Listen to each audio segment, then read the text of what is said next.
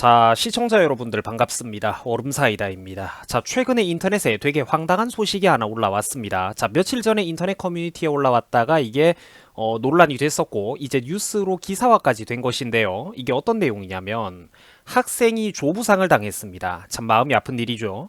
학생이 조부상을 당했는데 수업에 빠지면은 그 출석 인정을 못 해주겠다라고 하던 교수가 자기 강아지가 건강이 나빠지니까 그 강아지의 임종을 지켜야 된다라고 자기는 마음대로 휴강을 때려버렸다라는 겁니다. 자, 형평성에 논란이 생길 만하죠. 시청자분들은 이걸 어떻게 생각을 하십니까? 그렇죠. 이거는 여러분들 굉장히 악질적인 사건입니다. 도덕적으로 사람들의 지탄을 받을 수밖에 없다라는 거죠. 물론 교수가 그 지탄을 받아야 되는 거고요. 자기는 어른이고 자기는 항상 옳다라고 생각하지만 인생 살아보면 그렇지가 않죠. 자기도 자기보다 어떤 의미로든 더 어른스러운 다른 국민들, 시민들에게 지탄을 받고 이런 행동과 고집불통에 대해서 교정을 받아야 된다라는 거예요. 자, 실제로 익명의 학생들도 이렇게 얘기를 하죠. 조부상을 당한 걸로 출석 인정도 안 된다라던 교수님이 강아지의 임종을 지킨다라고 휴강을 하셨다는데 이거는 뭔가스럽다라고 이렇게 얘기를 하고 있습니다. 자, 학생들이 말을 되게 조심스럽게 했어요. 뭔가스럽다 이렇게 애둘러서 얘기를 하는데 그렇죠.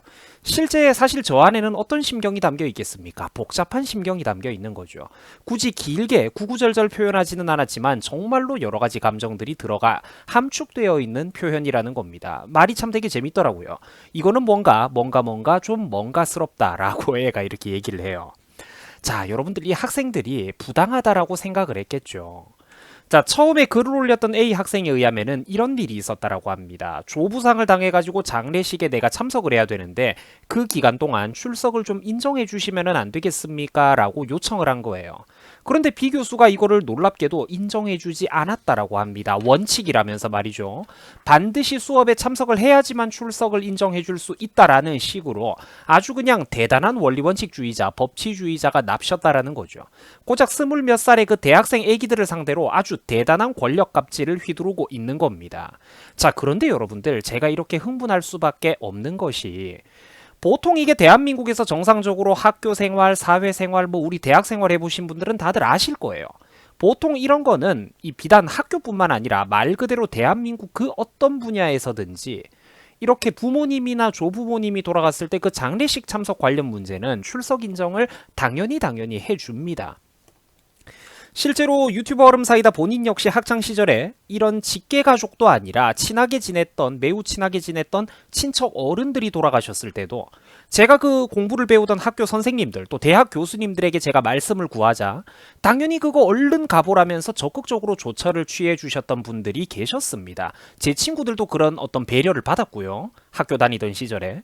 그리고 당연한 얘기지만 군대에서도 이런 거는 봐줍니다. 이렇게 병사가 직계 부모, 조부모 상을 당했는 이런 슬픈 경우에는 당연히 그 군대에서도 병사가 밖으로 나갈 수 있도록 편의를 봐준다라는 거예요. 그 누구도 여기서 감히 국방의 의무가 어쩌네 혹은 너희 할아버지 돌아가셨다고 해가지고 전쟁이 안 나냐 라든지 적이 쳐들어오다가 너희 가족들 상중이라고 그거 봐준다더냐 이딴 식으로 말을 하지 않는다라는 거죠. 길게 설명할 것도 없어요. 그거랑 다르기 때문입니다. 보편타당한 상식을 가지고 있는 사람이라면 누구나 이해할 수 있는 대목이라는 거예요. 연세대 학사 관련 내부 규정은 어떻게 되어 있을까요? 본인과 배우자의 조부모 사망 시 장례일 2일까지 출석을 인정할 수 있다라고 일단 되어 있습니다. 자, 하지만 학생이 문의를 했던 학과 사무실 측에서는 해야 된다가 아니라 할 수 있다라고 되어 있어서 경조사에 대한 최종적인 출석 인정 여부는 교수 개인의 재량권이다라고 설명을 했다라고 해요. 자, 말장난도 이런 말장난이 있나 싶죠. 저런 별도의 예외 규정을 그러면 애시당초 왜 뒀을까요? 그리고 사회 통념상 교수의 저런 행동이 과연 적절한 행동인지 제가 의문이 듭니다. 결국 학생 A씨는 어떻게 되느냐? 진짜 가슴 찢어집니다. 할아버지 장례식에 가지 못하고 수업에 출석을 해야만 했다라고 해요. 그 부모님한테 학생이 얘기를 했겠죠. 아버지 어머니 이거 죄송한데 교수님이 절대로 그거 인정을 못 해주겠답니다.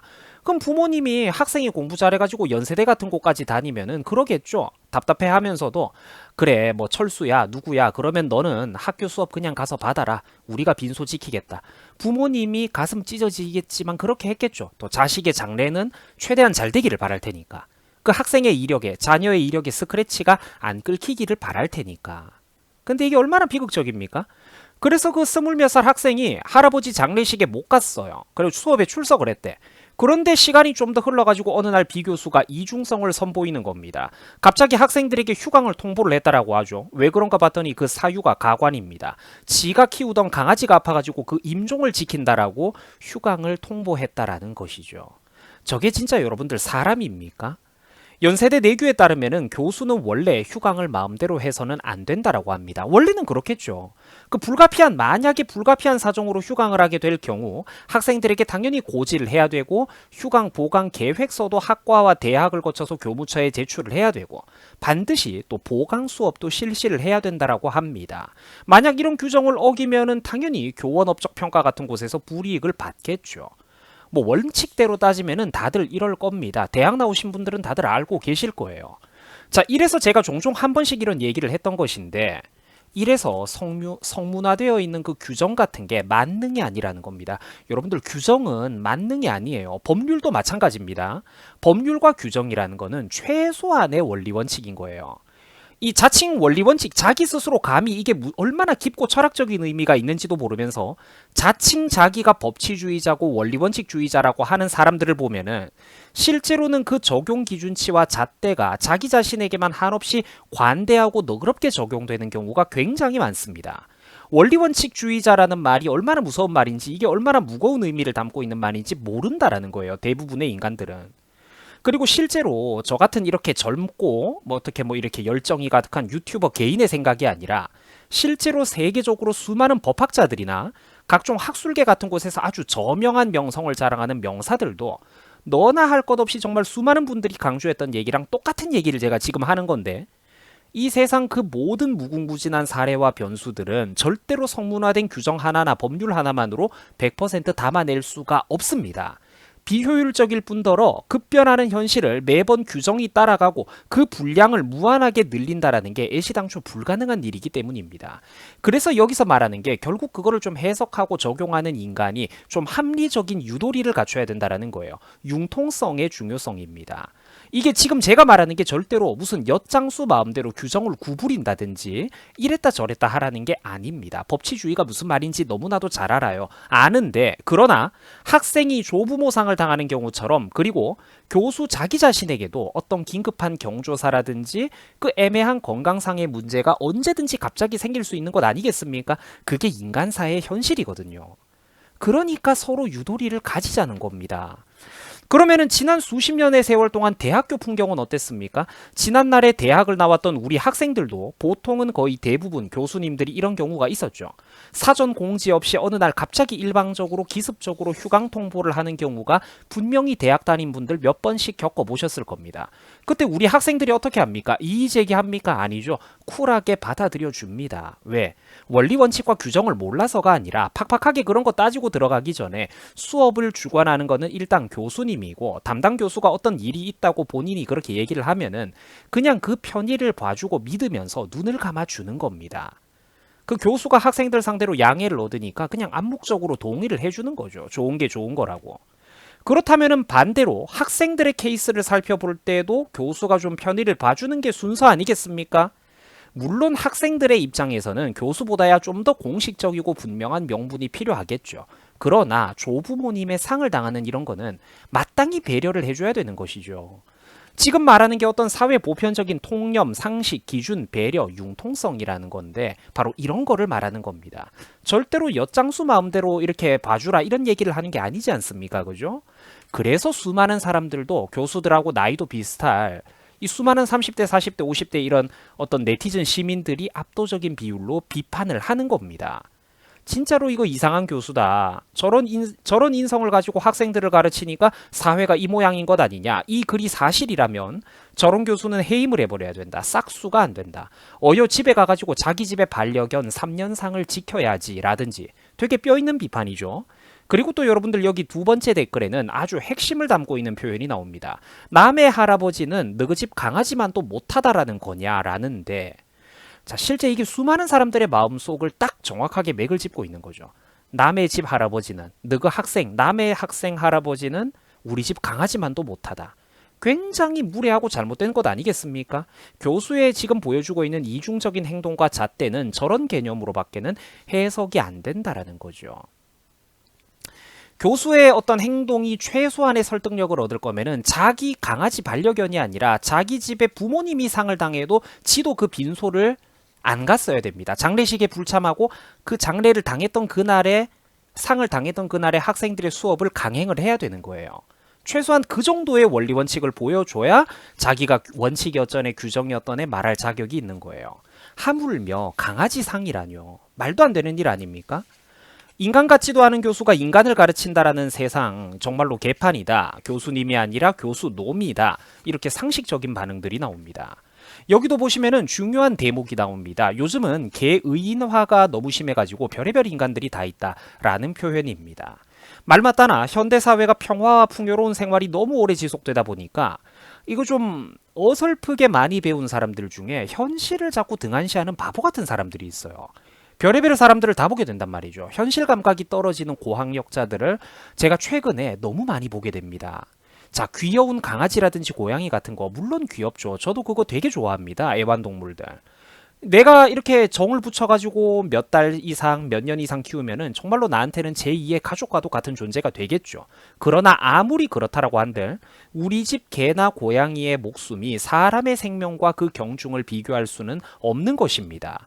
당연히 마음적으로는 일면식도 없는 남남인 인간들보다 내가 5년에서 10년씩 키워온 반려동물이 더 귀하게 여겨질 수도 있겠죠. 하지만 그런 생각은 입 밖으로 꺼내서는 안 되는 거고 무엇보다도 공식화가 되어서는 안 된다라는 거예요. 심지어 우월한 위치에서 권한을 가지고 있는 대학 교수 결정권자가 자기 아랫사람들 학생들에게 그런 태도를 보여줘서는 안 된다라는 겁니다. 영상을 마치면서 제가 중요한 한마디를 좀 더 덧붙이자면은 제가 살면서 소위 학교 선생이나 대학 교수들 중에 세상 물정을 잘 모르고 세상을 바라보는 시야가 좁은 사람들을 좀 이렇게 종종 봐왔습니다. 해가 바뀌어도 반평생 학교라는 공간에 갇혀가지고 자기보다 한참 어린 학생들하고만 부딪히는 사람들이죠. 약간 좀 그 사람들 나름대로의 어떤 외골수적인 부분이 있다라는 거예요. 물론 훌륭한 선생님들도 있다는 거 압니다. 제 대학 동기들 중에서도 학교 선생님들이 있고 교수 준비하는 친구들이 있고 그쪽 교육 계통에서 일하는 사람들 다 있어요. 다 압니다. 무슨 말인지.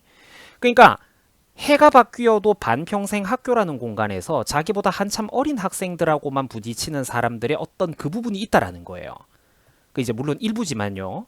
그 먹고 사는 문제에 있어서 능동적이고 치열한 고민을 이런 교편을 잡고 있는 사람들은 할 필요가 없어요. 5년 전, 10년 전, 20년 전 비슷한 교재를 계속 우려먹으면서 수동적으로 머리가 좀 굳어진다라는 거예요. 그러면서도 나이로 보나 평가권자인 계급으로 보나 학생들은 어떻습니까? 선생이나 교수에 비하면 학생들은 철저한 을의 입장에 있죠. 교수가 갑이죠. 그러니까 일방통행과 훈계에만 뇌가 찌들여져가지고 절여진 사람들을 제가 종종 봐왔다라는 겁니다. 물론 훌륭한 교수님들도 있죠. 세계적인 석학들이 있고 그 분야의 지식을 선도하는 분들도 있고 훌륭한 교수님들 당연히 있습니다. 저도 정말로 이렇게 고마웠던 선생님, 고마웠던 교수님들이 당연히 있어요. 개인적인 인연에서. 근데 미안하지만 이 양반은 아니잖아요. 너는 아니잖아. 너는 솔직히 평범한 교수잖아. 세계 그 분야의 어떤 세계를 선도해 나가는 석학 아니잖아. 요컨대 조금만 우리가 겸손하게 살자라는 거예요. 계급을 떠나서 인간 대 인간이잖아요. 겸손이라는 게 입에 발린 태도로 그저 나보다 윗사람, 막연히 정치인이나 나보다 윗급의 누군가들에게만 겸손과 소통을 강요하면서 SNS 같은 곳이나 인터뷰에 응할 때 번지르르한 말만 늘어놓는 게 겸손이 아닙니다. 진정한 겸손이라는 게 어떨 때 드러나냐면 바로 이런 식으로 내 주변 사람들, 나보다 을의 입장에 있는 후배들, 아랫사람들, 동생들, 학생들과 소통을 하고 이야기가 오고 갈 때 그때 상대방의 좀 이유가 있고 합리적인 주장에는 좀 귀를 기울여 줘야 되는 거고 또 내가 어떤 처분을 내리더라도 좀 합리적이고 최소한 예나 지금이나 일관성 있게 어떤 좀 그 원칙을 지키는 그런 부분이 있어야 된다라는 겁니다. 아랫사람들한테 굽실거리고 해달라는 거 다 해주라 그 소리가 아니잖아요. 엄격하게 다룰 때 다루고 학생들이나 아랫사람들, 부하 직원들, 후배들을 군기 잡고 통제할 때는 하더라도 좀 상대방이 이유 있고 합리적인 주장을 할 때는 좀 논리적으로 들어주고 또 그 사람이 이해 못하는 부분을 내가 절대로 양보 못하겠을 때는 좀 확실하게 납득을 시켜줘야 된다라는 거죠. 그냥 너는 학생이고 나는 선생이야. 뭐 까라면은 까. 이런 게 바로 불통이고 오만함, 계급주의적인 사고 아니겠습니까?